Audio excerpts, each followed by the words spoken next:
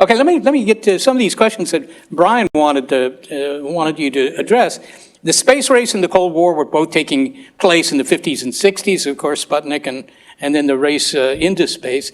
But that was also at the time of the civil rights movement, yes, particularly in the South. What sort of prejudices or bigotry did you face, Hal, as a black man working in the high-tech laser industry and traveling on behalf of CORAD and occasionally to the South?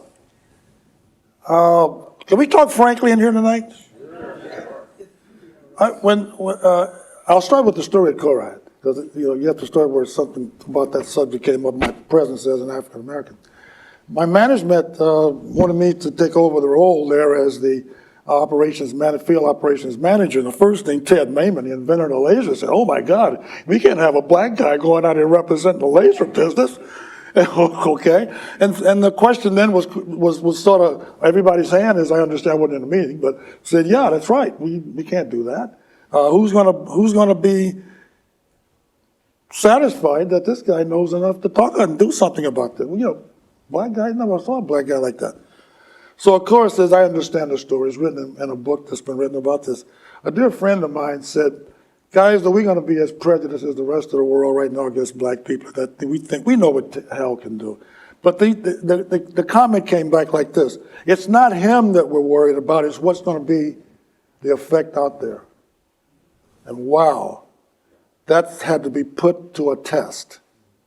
So a gentleman who's now, unfortunately, I'll say his name is Rod Waters, a colleague of mine, said, "Look, why don't Hal and I travel on the next job down south to kind of get a feel for this, okay?" Well, the first thing we had to do, anyone here in the movie, here saw the movie Greenbook? Yeah. Oh my God, thank goodness. But this will make it easy for me. So yeah, I just saw it. Yeah. I said, when we got that all settled, "Okay, Rod, we'll take a trip down to Savannah, Georgia." Mm-hmm.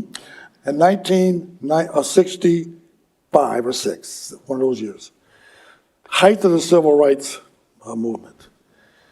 So I said to Rod, I was born down there. I can give us some advice. I'm going to do the driving, and you're going to sit in the back, okay? Everybody that saw Greenbook, you know why, right? Sure enough, we get to Savannah, Georgia. What our job there was, very quickly, was to put lasers now in those big grain bins and see if we could get the bugs in there to run away or something like that. I can't remember all the details now, but yeah, that was the job. So on the way back, we're nearing Atlanta, going down the highway there, and we're feeling like maybe we better get a sandwich before we get into Atlanta. So I pull into a little shop along the way. Rod quickly jumps out of the car. We're all dressed in our suits and ties. We're nice laser engineers.